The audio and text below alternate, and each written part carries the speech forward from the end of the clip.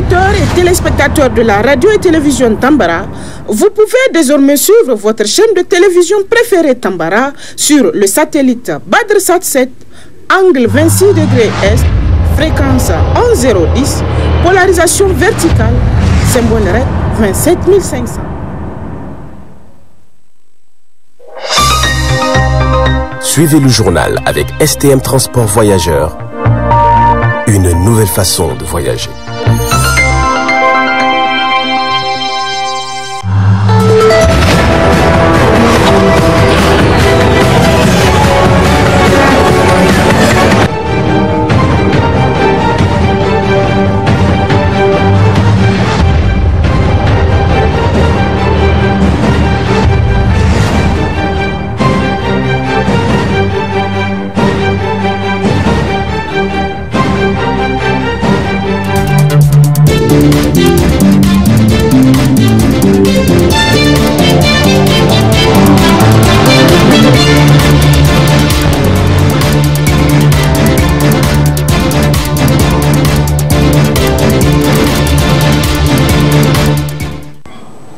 Bonsoir à tous et bienvenue à cette édition du soir sur la télévision Tambara. Ce jour 15 décembre 2022, le comité de gestion des établissements de la ville de Niamey a organisé une assemblée générale à l'AFN de Niamey. C'était en présence du secrétaire général de la commune 4, des responsables de l'éducation scolaire et des parents d'élèves. D'autres détails dans ce reportage. C'est pour renforcer la sécurité en milieu scolaire que le comité de gestion des établissements de la ville de Niamey a organisé cette assemblée générale. Une initiative visant à sensibiliser les parents d'élèves dans l'éducation des enfants. Le défi qui s'offre à l'Assemblée des acteurs du système éducatif de notre pays depuis quelques années est bien entendu celui de la qualité des enseignements, apprentissage.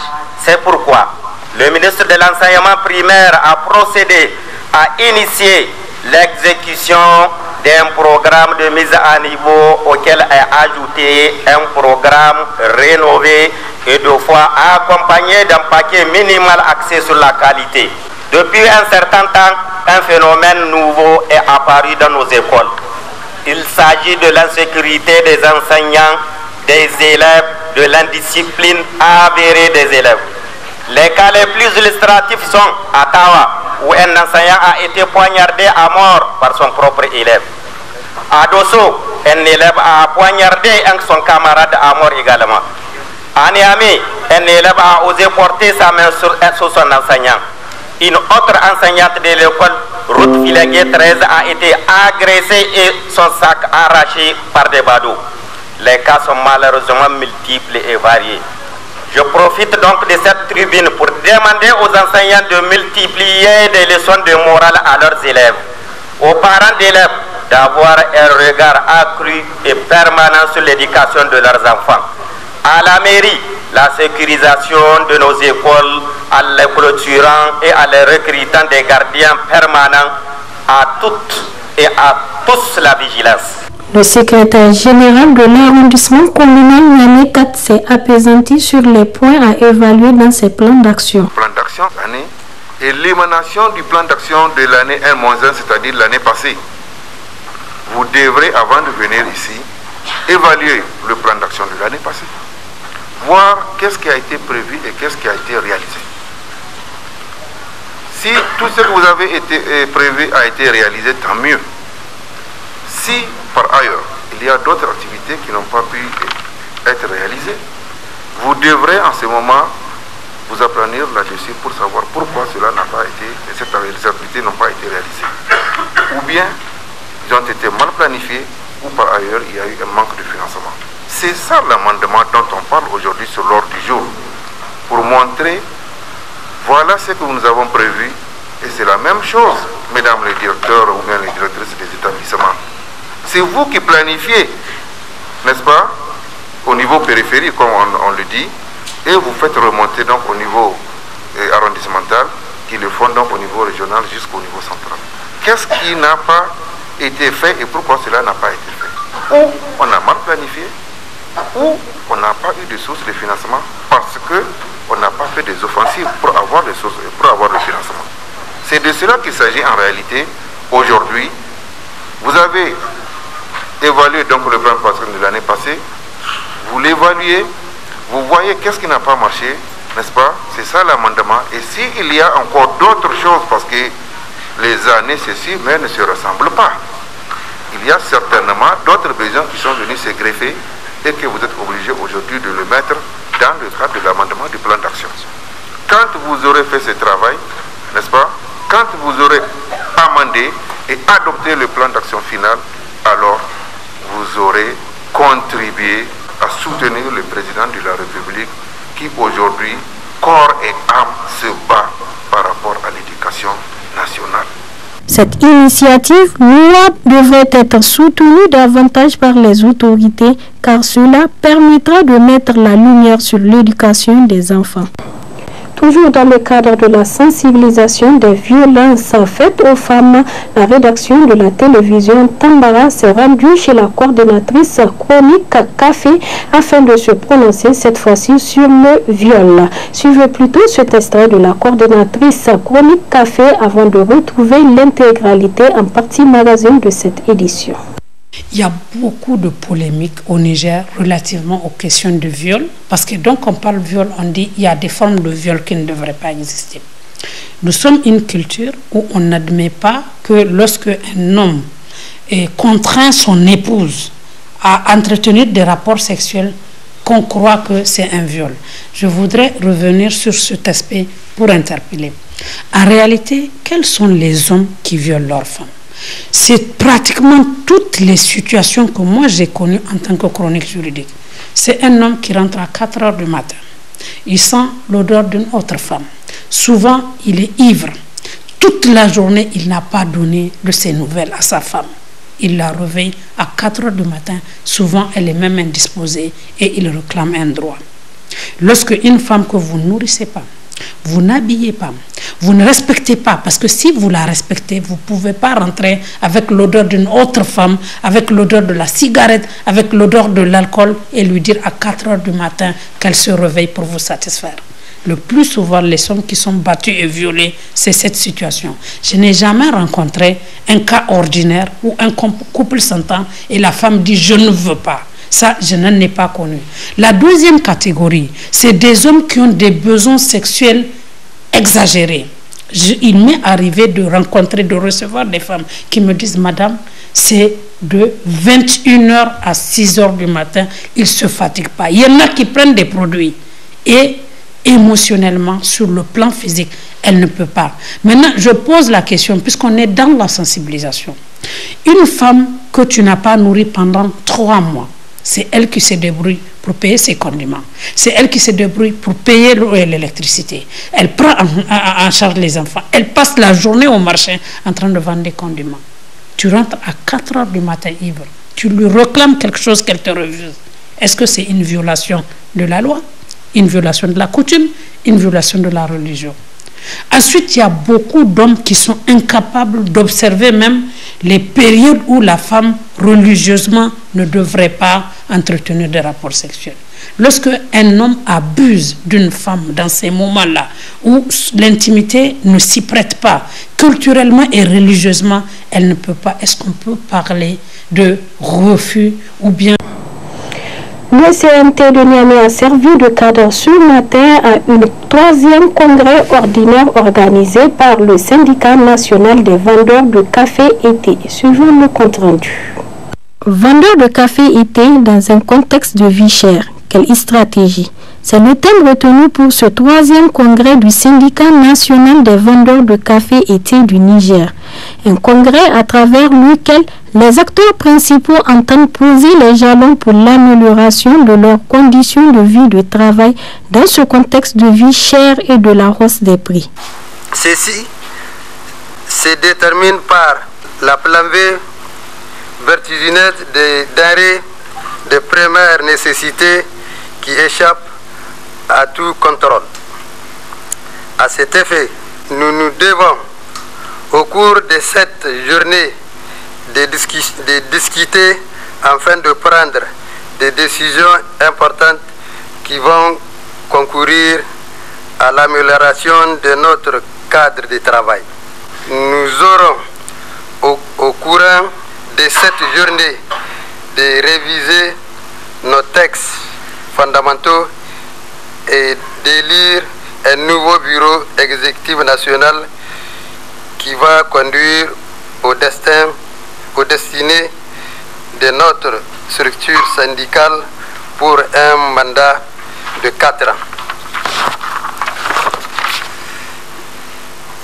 J'adresse nos remerciements à la Confédération nigérienne de travail CNT et à son secrétaire général Munkaila Halidou pour l'appui multiforme ayant permis la tenue de présentes assises. Saisissant l'occasion, le secrétaire général de ce syndicat n'a pas manqué de mettre en exergue les différentes stratégies à envisager. Un congrès qui s'inscrit dans la logique développée par la Confédération nigérienne du travail à faire en sorte que l'ensemble de ses affiliés puissent être à jour vis-à-vis de leur instance. Le CVDK a très rapidement compris ce message et s'est engagé à organiser ce congrès. Et il n'y a pas un seul Nigérien qui ne sent pas dans sa chair les difficultés que vous et nous rencontrions. Et c'est pour cette raison que vos réflexions, vos débats doivent nous guider à améliorer le travail que vous êtes en train de faire, mais aussi à répondre favorablement à l'attente des populations nigériennes. La tenue d'un congrès, c'est aussi le toilettage des textes. Vous aurez révisité vos statuts, vos règlements intérieurs, mais aussi aller vers la mise en place d'un nouveau bureau.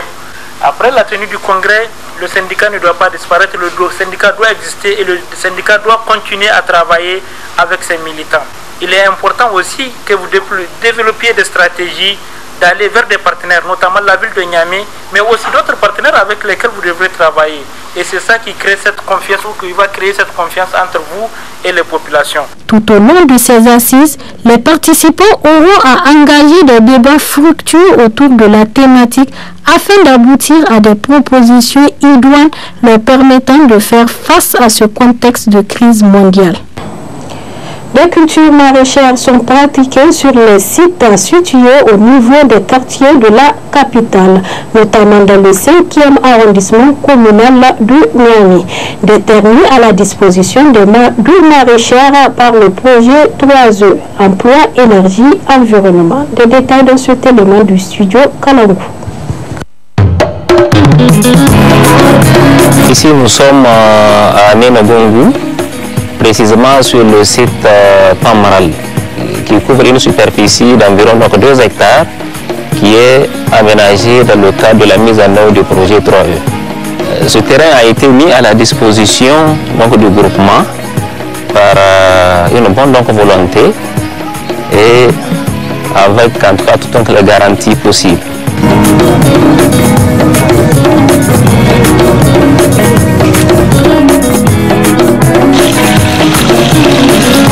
Groupement no irte irbor woy kinditaji irno marguda jardin ma wote kay goga go mo irga dumilo kul duma irga dan albasal irga dan su irga dan windi bundu irga dan tamati groupement hala kason mat kay go goyda bor kul dinga wanano nima goy ni bonse nima nere ni bonse nongo matka irga arrosé kati pano nurse pano asinda essence kayen asinda guidé masinda ikudu donc consommation mo si bas de gabi.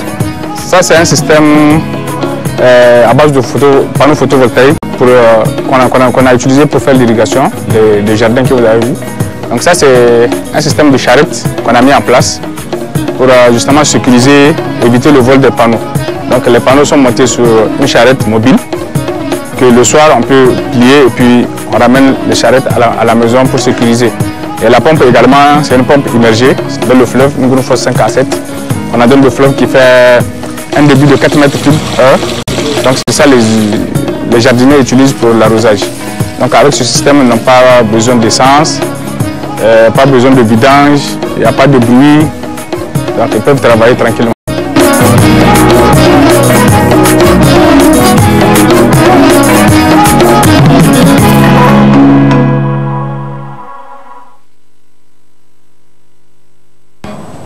Place à présent à la partie magazine de cette édition réservée à l'interview accordée à la coordinatrice chronique Café dans le cadre de la sensibilisation des violences à l'égard des femmes.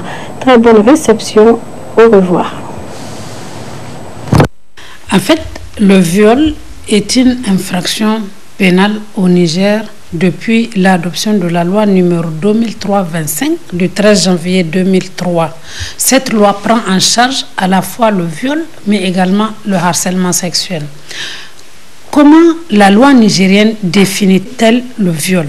Au sens de l'article 283 de la loi numéro 2003-25 du 13 janvier 2003, intégrée dans le code pénal. En fait, la loi a été intégrée dans le code pénal et c'est l'article 283 du code pénal qui dispose que tout acte de pénétration sexuelle, de quelque nature qu'il soit, commis sur la personne d'autrui par violence, contrainte, menace ou surprise est un viol. Qu'est-ce qu'il faut retenir de cette définition? D'abord, pour qu'on parle, on parle de tout acte de pénétration sexuelle. Donc, pour parler de viol, c'est d'abord la pénétration sexuelle. Dans l'ancienne version de la loi, pour parler de viol, il faut uniquement une pénétration vaginale. Aujourd'hui, la loi, tant que c'est à connotation sexuelle, donc que ce soit par la voie normale, la voie vaginale, que ce soit parce qu'il y a beaucoup de viols de petits garçons par le derrière, que ce soit par la bouche, tant que les faits ont une connotation sexuelle et que c'est le recours à la violence, à l'intimidation que vous obtenez le faveur sexuelle d'une personne, c'est un viol. Ensuite, la deuxième chose qui est extrêmement importante dans la définition du viol, c'est on dit acte de pénétration de quelque nature qu'il soit commis sur la personne d'autrui, donc sans exception. En matière de viol, en tout cas, la législation nigérienne dit quiconque contraint une femme, votre statut ne vous exempte pas de poursuite pénale. En réalité, lorsque la loi dit autrui, autrui est un fourre-tout pour tout le monde. Donc, soit le législateur nigérien accepte que le petit ami peut violer une femme, le mari peut violer une femme, un inconnu peut violer une femme, le code pénal n'a admis aucune exception en matière de viol. Le code dit autrui, sur la personne d'autrui. Tout acte de pénétration sexuelle commis sur la personne d'autrui par violence, contrainte est un viol. Donc ça, c'est la deuxième chose qui est importante qu'il faut retenir. Maintenant, qu'est-ce que la loi prévoit? La loi dit que toutes les fois où vous obtenez les faveurs sexuelles d'une femme par la force, vous êtes passible d'une peine d'emprisonnement de 10 à 20 ans. Le viol, les dossiers de viol sont devant des cabinets. C'est-à-dire que la loi estime que c'est tellement grave qu'on ne peut pas amener un dossier de viol en flagrant délit ou en citation directe. C'est toujours devant le juge d'instruction et vous passez devant les assises. Pour dire à quel point la loi prend au sérieux tout ce qui est violence à l'encontre de notre personne. Maintenant, je voudrais encore insister. Je vais revenir parce que si le viol est commis sur un enfant d'au moins en dessous de l'âge de 13 ans, donc la minorité pénale, le coupable court un emprisonnement de 15 à 30 ans. Toutes les fois où vous abusez sexuellement d'une fille ou d'un garçon de moins de 13 ans, l'emprisonnement sera de 15 à 30 ans. Maintenant, ça, c'est ce que dit la loi. Maintenant, revenons au niveau des faits. Il y a beaucoup de polémiques au Niger relativement aux questions de viol, parce que donc on parle de viol, on dit qu'il y a des formes de viol qui ne devraient pas exister. Nous sommes une culture où on n'admet pas que lorsque un homme contraint son épouse à entretenir des rapports sexuels, qu'on croit que c'est un viol. Je voudrais revenir sur cet aspect pour interpeller. En réalité, quels sont les hommes qui violent leurs femmes? C'est pratiquement toutes les situations que moi j'ai connues en tant que chronique juridique. C'est un homme qui rentre à 4 heures du matin. Il sent l'odeur d'une autre femme. Souvent, il est ivre. Toute la journée, il n'a pas donné de ses nouvelles à sa femme. Il la réveille à 4 heures du matin. Souvent, elle est même indisposée et il réclame un droit.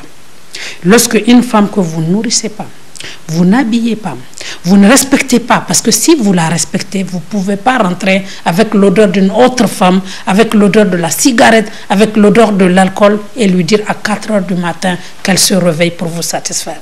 Le plus souvent, les hommes qui sont battus et violés, c'est cette situation. Je n'ai jamais rencontré un cas ordinaire où un couple s'entend et la femme dit « je ne veux pas ». Ça, je n'en ai pas connu. La deuxième catégorie, c'est des hommes qui ont des besoins sexuels exagérés.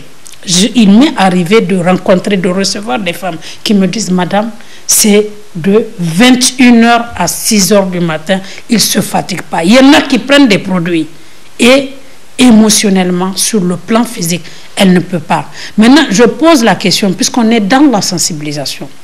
Une femme que tu n'as pas nourrie pendant 3 mois, c'est elle qui se débrouille pour payer ses condiments. C'est elle qui se débrouille pour payer l'eau et l'électricité. Elle prend en charge les enfants. Elle passe la journée au marché en train de vendre des condiments. Tu rentres à 4 heures du matin ivre. Tu lui réclames quelque chose qu'elle te refuse. Est-ce que c'est une violation de la loi? Une violation de la coutume, une violation de la religion. Ensuite, il y a beaucoup d'hommes qui sont incapables d'observer même les périodes où la femme religieusement ne devrait pas entretenir des rapports sexuels. Lorsque un homme abuse d'une femme dans ces moments-là, où l'intimité ne s'y prête pas, culturellement et religieusement, elle ne peut pas. Est-ce qu'on peut parler de refus ou bien il y a des situations dans lesquelles des hommes contraignent des épouses et cela ne peut pas se défendre, cela ne peut pas se justifier. Je pense qu'une femme, c'est un partenaire. Une femme, c'est une amie. Ce que tu ne veux pas pour ta petite soeur. Aucun homme aujourd'hui, aucun père de famille, quand on lui dira que ton gendre rentre à 2 heures du matin, 3 heures du matin, avec des odeurs, il ne nourrit pas ta fille et il la contraint à se réveiller pour le satisfaire à 4 heures du matin. J'aimerais voir le père qui dira « ma fille devrait ». Donc, c'est aussi la réalité. Donc, et le viol, très récemment, les gens pensent que lorsque une femme fait du commerce de sexe, donc la prostituée, lorsqu'elle la viole, ce n'est pas un viol. Si quiconque, même si elle est prostituée, elle a le choix, elle a la liberté de choisir son client. Et je salue un dossier que nous avons suivi. Pas pour faire l'apologie de la prostitution, non. Mais pour faire plutôt la promotion de plus en plus les citoyens connaissent leurs droits. Nous avons connu en tant que chronique juridique 7 professionnels du sexe qui a rencontré un client, qui a, une fois qu'il a eu satisfaction, il a refusé de payer. Mais elle a saisi les services compétents et elle est rentrée dans ses droits. C'est pour dire que le corps de la femme, ce n'est pas une poubelle. Il appartient à l'homme de le respecter. Si les textes disent que quand elle dit non, il faut respecter son non. Et d'ailleurs, un couple qui fonctionne, en général, le non est compris. Parce que généralement, dans les couples qui marchent, il n'y a jamais ce genre de thématique. À chaque fois que vous entendez les questions de viol à l'intérieur d'un couple, c'est un couple qui ne marche pas. Mais par hypocrisie, la société ne veut pas voir que c'est un couple à problème. C'est un homme défaillant dans ses responsabilités. C'est le comportement d'un homme qui impose le respect de la femme. Ça, c'est quand même important et nous devons lever les tabous autour de bien de choses. Non, les femmes qui se plaignent de viol, ce ne sont pas des couples qui marchent. C'est des couples qui ne marchent pas. C'est des hommes démissionnaires, c'est des hommes violents, c'est des hommes qui n'ont aucun respect pour leurs femmes. Quand vous allez devant les juridictions du Niger, la quasi-totalité des dénonciations, c'est ou des femmes célibataires ou des jeunes filles. Mais vous ne trouverez pas, par exemple, il y a des femmes mariées qui sont violées par d'autres hommes, mais la culture du tabou, la communauté ne pourrait pas comprendre ces genres de femmes ne porteront jamais plainte. Ensuite, même au niveau du couple, quand ça arrive, la femme qui porte plainte, c'est que son mariage est fini. Maintenant, donc, dans cette catégorie, je ne rentre même pas parce que j'estime que généralement, c'est des catégories au niveau du couple. C'est vraiment quand ça ne va pas. C'est des problèmes profonds qu'ils ne peuvent pas résoudre. Donc là, on ne rentre pas dedans. Maintenant, venons au niveau du vol des inconnus sur d'autres inconnus, ou bien le viol sur les professionnels du sexe. Là aussi, très souvent, surtout dans les zones d'insécurité, il y a beaucoup de viols dans les zones d'insécurité, dans les zones de guerre. En général, la femme, quand elle est mariée, elle ne porte pas plainte. Que ce soit le voisin qui a abusé d'elle, que ce soit un inconnu pour son image, pour l'image de la famille, du mari, elle ne porte pas plainte. Quand les plaintes sont là, c'est surtout parce qu'on a peur des répercussions sur la fille. Aujourd'hui, la plupart des citoyens, quel citoyen? Ça se compte au nombre, au bout du doigt, qui entendra que cette fille, cette jeune femme de 20 ans, cette jeune femme de 18 ans a été victime de viol et qui accepte d'aller l'épouser. Donc, en réalité, c'est l'image, c'est la stigmatisation qui n'incite pas les victimes à porter plainte. Il est important de leur dire que c'est leur silence qui fait qu'il y a de plus en plus des cas non, et comme on a reprimé. Parce que les questions de viol, tant que vous, en tant que victime, vous ne portez pas plainte, le procureur ne va pas s'auto-saisir. Parce que c'est quand même votre intimité qui a été agressée. Donc c'est à vous de demander à la justice d'agir. Donc il est important que les gens arrêtent de juger, que les gens arrêtent de stigmatiser. Parce que là, c'est deux fous viols. On t'a violé et si tu ne peux pas porter plainte, c'est qu'on a violé un autre de tes droits. On ne peut pas te violer physiquement et te violer tes droits aussi. Or, le regard de la société par rapport à ces femmes, le regard, le jugement de valeur, certaines, on les accuse presque même que ce n'est pas vrai. Quand une femme vient dire « j'ai été violée », on a plus tendance à douter de sa parole qu'à la croire. Non, elle se donnait librement et elle a inventé. Donc, il appartient à la société d'arrêter ces jugements de valeur, d'arrêter la stigmatisation et pour que ces femmes-là puissent réclamer justice. Parce qu'en matière de viol, on ne peut pas dire que toutes les femmes obtiennent justice. Parce qu'il y a tellement de barrières, tellement de paramètres qui leur empêchent de saisir la justice que finalement, il y a beaucoup de non-droits. Lorsque votre enfant est victime de viol, lorsque votre soeur est victime de viol, ou lorsque vous-même, majeur, vous êtes victime de viol, il y a 3 services compétents qui peuvent prendre en charge votre problème.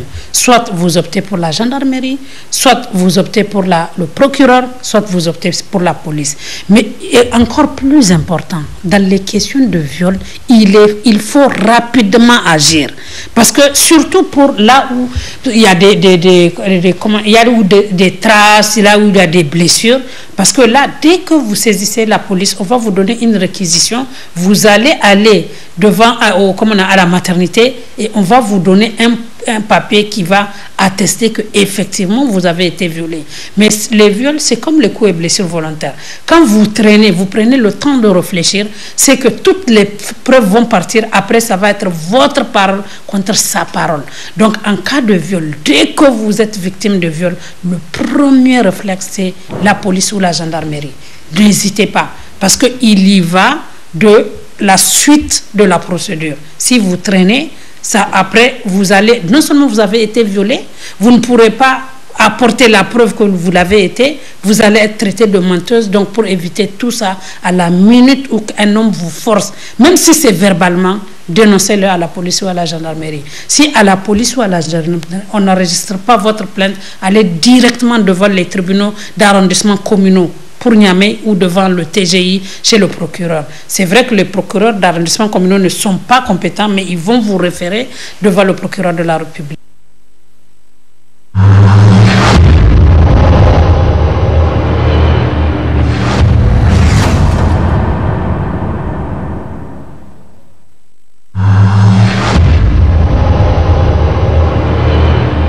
Chers auditeurs et téléspectateurs de la radio et télévision Tambara, vous pouvez désormais suivre votre chaîne de télévision préférée Tambara sur le satellite BadrSat 7, angle 26 degrés Est, fréquence 11010, polarisation verticale, symbole REC 27500.